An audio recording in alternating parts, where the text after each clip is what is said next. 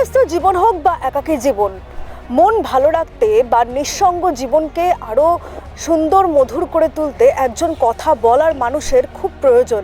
মন ভালো রাখার এই মানুষের যেহেতু অভাব, সেই জন্যই মানুষ কিন্তু ছুটে চলেছে সোশ্যাল মিডিয়ার দিকে।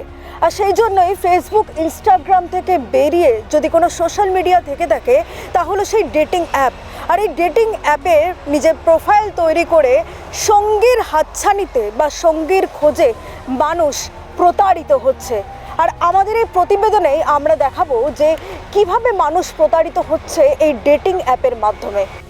ফেসবুক, ইনস্টাগ্রামের থেকে বেরিয়ে অন্য এক সোশ্যাল মিডিয়া, এই তালিকায় রয়েছে টিন্ডার, বাম্বল, ট্যান, মাম্বার মতো নানান রকম অ্যাপ। এই তালিকাটি নেহাতি কম নয়।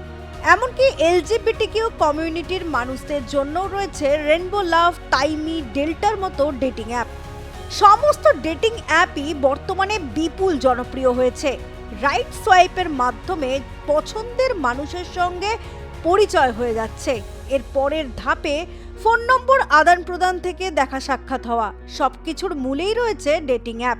এই ডেটিং অ্যাপ যেমন একাকিত্ব জীবনে সঙ্গীর ছোঁয়া নিয়ে আসছে, ঠিক তেমনই এই অ্যাপের মাধ্যমে প্রতারণার শিকার হচ্ছেন বহু মানুষ।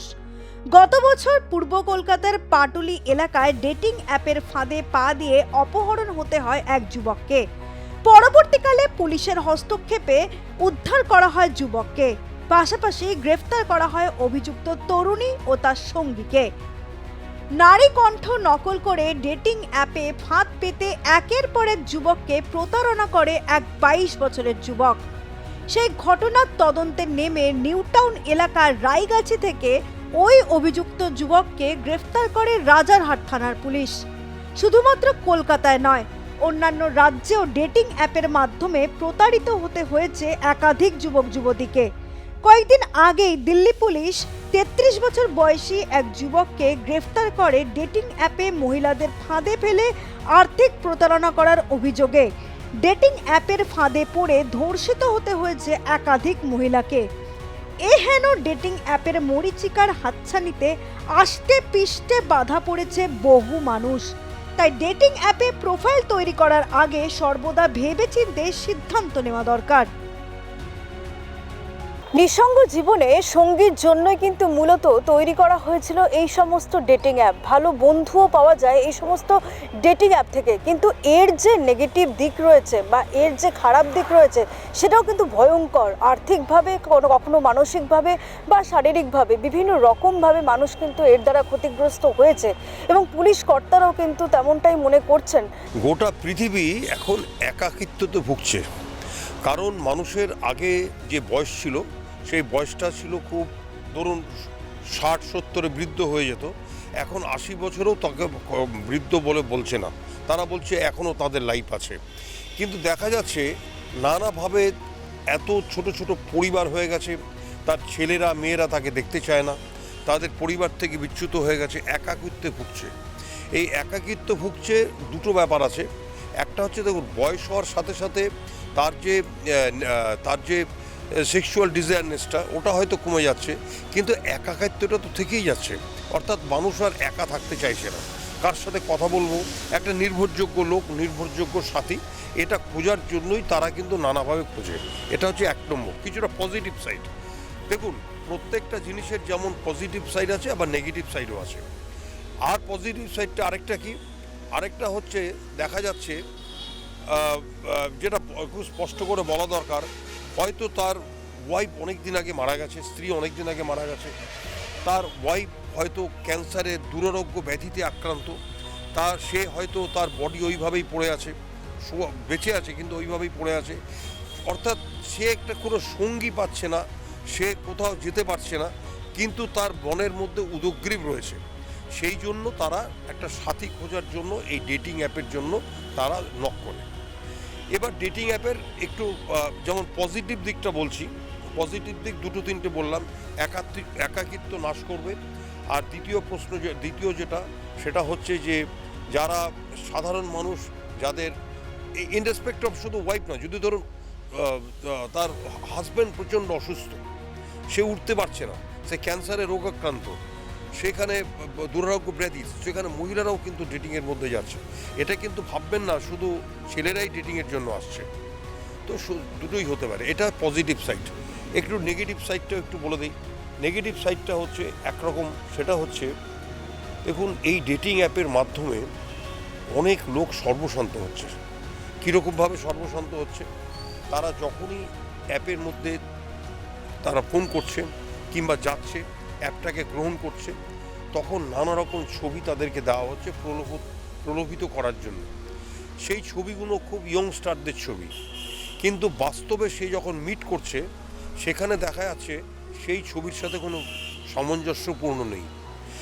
যেই ছবিটা দিয়ে অ্যাপের সাথে কিংবা কথাবার্তা বলছে, মিষ্টি টোনে কথাবার্তা বলছে, তখন তার কাছে একটা বিশাল প্রতিচ্ছবি আসছে, এটা খুব সুন্দরী কিংবা সেই রকম অল্প বয়সী, কিন্তু বাস্তবে যখন সে মিট করার পর সে দেখছে অন্যরকম। এবার আরেকটা কথা বলি, এই ডেটিং অ্যাপের পেছনে একটা চক্র কাজ করছে। কলকাতায়ও কাজ করছে, পশ্চিমবঙ্গে কাজ করছে। সেই কাজটা কি করছে সেটা হচ্ছে এদের প্রত্যেকের পেছনে একটা 2, 3, 4, 5টা করে ছেলে আছে। 2, 3টে মেয়েকে এগিয়ে দিচ্ছে এইসব ডেটিংয়ে। তারপরে যখন সেই ছেলেটা কিংবা লোকটা এলো, তার সাথে কিছুক্ষণ কথা বলার পরে সবই কিন্তু দেখবেন এমন জায়গায় তাকে নিয়ে বসাবে, তাদের কিন্তু সুনির্দিষ্ট কোনো একটা হোটেল, সুনির্দিষ্ট কোনো একটা জায়গা স্থির করা আছে। তারা ঘুরতে চলুন অমুক জায়গাটা ভালো আছে, একটু কথা বলা যাক। সেখানে কিন্তু ওরাই চারপাশে যারা বসে আছে টেবিলে, তাদেরই ছেলে পেলে বসে আছে, তারাই চাটা খাচ্ছে এবং দূর থেকে তারা প্রত্যেকটা ছবি নেওয়ার চেষ্টা করছে এবং যিনি কথা বলছেন সেই মহিলা তার রেকর্ডিং করার আর সার্বিক প্রচেষ্টা করছে এবং তাকে এমন পাশাপাশি বসছে, চাপাচাপি অবস্থায়, হয়তো জায়গা বড় আছে কিন্তু চাপাচাপি জায়গায় এমনভাবে বসছে যাতে সে যেন উত্তেজিত ভাবটা চলে আসে। এবং যদি উত্তেজিত ভাবের পর যদি কোনো রকম ডিসক্রিমিনেন্সিস হয় কিংবা কোনো রকম গায়ে হাত পড়ে, তখন সেই বলবে আপনি আমাকে এই করেছেন এবার অর্থ দিন। কয়েকদিন আগে আমাদের এক পরিচিত লোক, সে কিন্তু কলকাতার মধ্যে মোটামুটি একটু প্রভাবশালী এবং প্রভাবশালী মানে পলিটিক্যালি প্রভাবশালী না, বিজনেসের দিক দিয়ে প্রভাবশালী এবং পয়সা কড়ি আছে ছেলে। তার ছেলে মেয়েও আছে, মেয়েও চাকরি করে, ছেলেও বিজনেসের মধ্যে আছে, বয়সও মোটামুটি খুব বেশি নয়, মোটামুটি। সে ডেটিং অ্যাপে চলে গেল। ডেটিং অ্যাপে যাওয়ার পরে মুশকিল হচ্ছে, প্রথম দিন তো ওর থেকে 35,000 টাকা নিলই।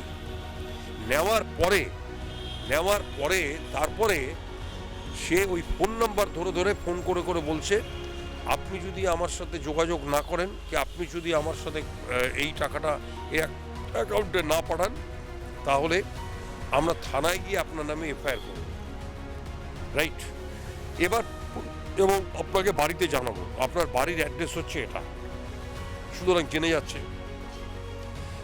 ঘুরে ফিরে লজ্জার মাথা খেয়ে আমার কাছে আসলো এবং আসার পর আমাকে যখন ঘটনাটা বলল, আমি বললাম যে ঠিক আছে, তুমি তাকে বলো যে থানায় গিয়ে কমপ্লেন করতে বলো। তো জেনারেলি এরা থানায় যাবে না। সো যাই বললো যে আপনি থানায় গিয়ে কমপ্লেন করুন, আর থানায় আর নাম করে না। কিন্তু প্রতিবারই ফোন করে, আলটিমেটলি বাধ্য হয়ে সেই ফোনটাকে ব্লক করছে, অন্য ফোন থেকে করছে, সেই ফ্রডটাকে ব্লক করছে। এদের কাছে প্রচুর সিম আছে, আপনি তো জানেন একজন লোক 9টা সিম রাখতে পারে, সেই 9টা নানাভাবে ওই ফোনে ফোন করছে, অর্থাৎ তাকে একটা ট্র্যাপের মধ্যে ফেলে দিচ্ছে। এবং তখন সে দিনের পর দিন প্রথম হচ্ছে ঘুমোতে পারছে না, দ্বিতীয় হচ্ছে তার মানসিক প্রক্রিয়া আরম্ভ হয়েছে। কারণটা হচ্ছে কি মানসিক প্রক্রিয়া, প্রথমে তার ওয়াইফ জেনে ফেলবে, তার ছেলেমেয়েরা জানবে, সমাজ ব্যবস্থা জানবে, তারপরে তার যে পরিচিত লেভেল তারা জানবে। এবং এই ছবি যদি এমন ঘনিষ্ঠ ছবি এবং এমনভাবে তারা ছবিগুলো তোলে এবং ইচ্ছা করেই হাত দেওয়ার ব্যবস্থা করে, যে ছবিগুলো দেখে মনে হবে যেন ছেলেটা খুব সে বাজে জায়গায় হাত দিচ্ছে। ইসেতে সেই ছবিগুলো তুলে ধরে, এবং এইগুলো যদি তুলে ধরে এইভাবে কিন্তু ডেটিং অ্যাপের মাধ্যমে হয়। আরেকটা যেটা সবচেয়ে বড় প্রকট সেটা একটু বলে দিই, সেটা হচ্ছে মিডনাইট 12টার পর থেকে অনেক রকম ছবি আসছে, ছবির মাধ্যমে তারা যোগাযোগের চেষ্টা করছে এবং সে প্রলোভিত করার চেষ্টা করছে মেনলি জেন্টসদের, এবং নানা রকমভাবে ছবি সে করে তাকেও প্রলোভিত করছে তাকে নেকেট করে দেখানোর জন্য, এবং সে যখন নেকেট করে একবার দেখে নিচ্ছে তখন কিন্তু সেই ছবি ওরা তুলে রাখছে, এবং তুলে নেওয়ার পর তারপরে বলছে যে টাকা দাও। এটাকে বলা হচ্ছে সেক্সটর্শন, অর্থাৎ সেক্সটা দেখিয়ে এক্সটর্শন করছে। এবং এরকমভাবে আমার পরিচিত অন্তত একজন ব্রাঞ্চ ম্যানেজার অফ ব্যাংক, একজন ডাক্তার, তার নার্সিংহোম আছে, তারা প্রত্যেকেই 35,000 40,000 টাকা দেওয়ার পরেও পরপরভাবে সেক্স এক্সটর্শনে আটকে আছে। অর্থাৎ একটা দিকে হচ্ছে যে ডেটিংয়ের অ্যাপের মাধ্যমে তারা নানাভাবে প্রলোভিত করে, এবং প্রত্যেকেরই লক্ষ্যটা কিন্তু অর্থ রোজগার, অর্থাৎ খুব কম আয়েসে কোনো কাজ না করে এয়ার কন্ডিশন হলে বসে, এয়ার কন্ডিশন হোটেলে বসে খাওয়া দাওয়ার মাধ্যমে নানাভাবে করে সেই তার পয়সা রোজগার করা। কিন্তু সেই পয়সা রোজগারের সেখানে কিন্তু এই যারা করছে, যাদেরকে এগিয়ে দেওয়া হচ্ছে, স্পেশালি একটু সুন্দরী মহিলা মেয়েদেরকে, তারা কিন্তু বেসিক্যালি খেলোয়াড়। হ্যাঁ, দর্শন না, তার জন্য আলাদা চার্ট, তারা আলাদা জন্য রেটিং করে দিচ্ছে। তুমি যদি আমার সাথে যাও অমুক জায়গা হোটেলে এটা করো, এইসব করো, তার জন্য তোমাকে এই পয়সা দিতে হবে। একবার যদি সেই ধর্ষণ কিংবা সেক্সের মধ্যে চলে যায় তখন তার পরিমাণটা দিনকে দিন আরও বাড়তে শুরু করে। হ্যাঁ, ব্ল্যাকমেলিং শুরু করে এবং নানা রকমভাবে বলে এই করে দেবো, ওই করে দেবো, থানায় গিয়ে এজাহার দেবো, এই করে দেবো। এবং দেখবেন কয়েকদিন আগে একটা রেডিও জকি, আমি নামটা বলছি না, সেও কিন্তু একজন ছেলের নামে ডাইরেক্টলি গিয়ে মধ্য কলকাতার এক থানায় গিয়ে কমপ্লেন করলো যে আমাকে এইভাবে এসে করেছে, তারপর আমাকে ধর্ষণ করেছে। অর্থাৎ যখন সে টাকা পাবে না।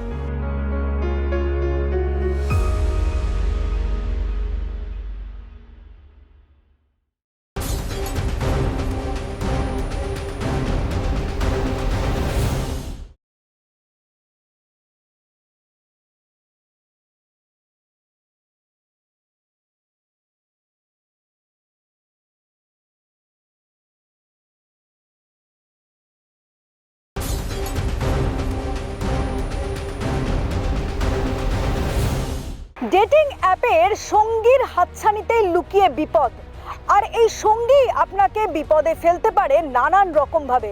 কিভাবে বিপদে ফেলতে পারে দেখে নিন এক নজরে। ডেটিং অ্যাপে লুকিয়ে বিপদ। ডেটিং অ্যাপে যেমন সঙ্গী খোঁজা যায়, ঠিক তেমনই ডেটিং অ্যাপে লুকিয়ে রয়েছে বিপদ। দেখে নেওয়া যাক কি হতে পারে ডেটিং অ্যাপ থেকে। প্রথমেই যেটা হতে পারে তা হলো ক্যাট ফিশিং। প্রতারকরা ভুয়ো প্রোফাইল তৈরি করে, সেই প্রোফাইলে যে ছবির নাম পরিচয় ব্যবহার করা হয় তা পুরোটাই ভুয়ো। এরপরেই আলাপ করে বিশ্বাস অর্জন করে মানসিক, আর্থিক ও শারীরিকভাবে হেনস্থার শিকার হতে পারে যে কেউ। ডেটিং অ্যাপে আরও যেটা হয় তা আইনি পরিভাষায় রোম্যান্স স্ক্যাম। প্রেমের জালে জড়িয়ে ব্যক্তিগত মুহূর্তের ছবি ও ভিডিও তুলে তা দিয়ে ব্ল্যাকমেল করার চেষ্টা করা হয়। এর পাশাপাশি বিভিন্ন কারণ দেখিয়েও আর্থিকভাবে প্রতারণা করা হয়। ভুয়ো লিঙ্ক মেসেজের মাধ্যমে পাঠিয়ে মোবাইলে বা কম্পিউটারে ম্যালওয়্যার ইনস্টল করে দিতে পারে অপরাধীরা। মেসেজ ওপেন করার পর লিঙ্ক ক্লিক করলেই আপনার ব্যক্তিগত তথ্য চুরি করে নিতে পারে অপরাধীরা। এটিও এক রকমের ফিশিং। ডেটিং অ্যাপে আপনার প্রোফাইলে দেওয়া আপনার ছবি, তথ্য নিয়ে আলাদা ভুয়ো অ্যাকাউন্ট তৈরি করতে পারে অপরাধীরা। এই ভুয়ো অ্যাকাউন্টের মাধ্যমে বিভিন্ন অপরাধমূলক কাজও অপরাধীরা করতে পারে।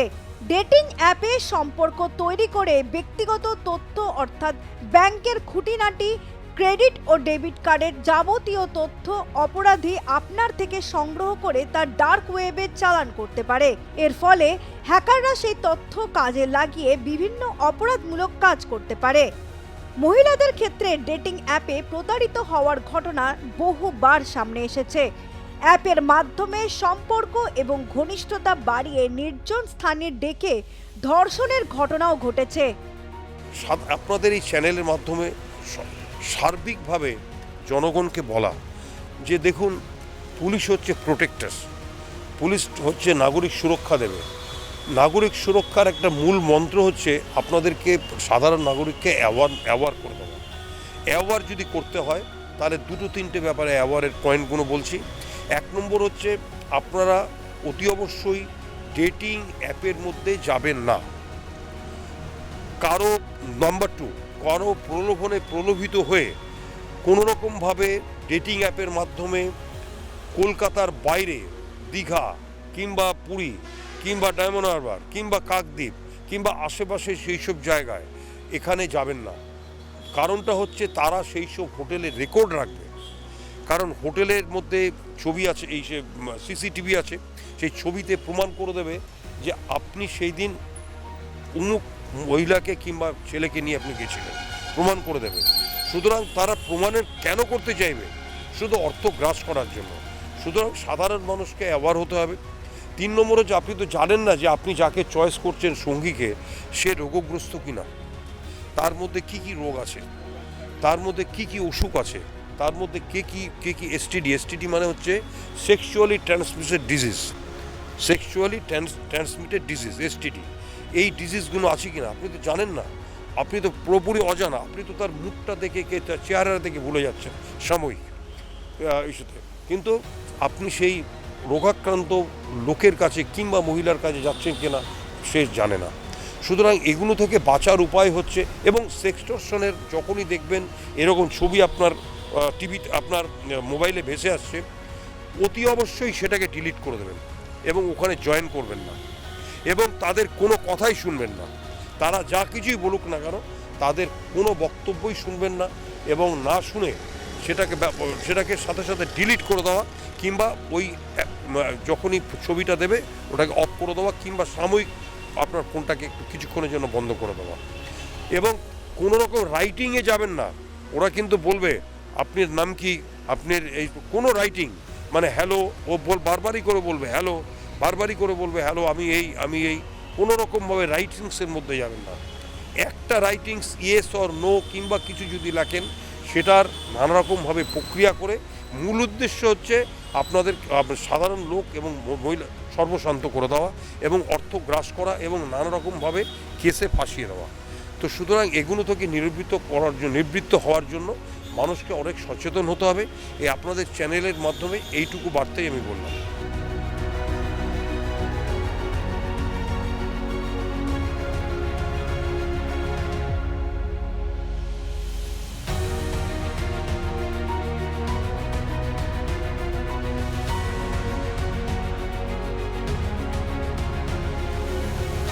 ডেটিং অ্যাপের যেরকম নির্ভরযোগ্যতা রয়েছে, ঠিক তেমনই ডেটিং অ্যাপের ফাঁদে পা দিয়ে প্রতারিত হয়েছে বহু মানুষ, এমনকি মানুষের প্রাণ পর্যন্ত কেড়ে নিয়েছে এই ডেটিং অ্যাপ।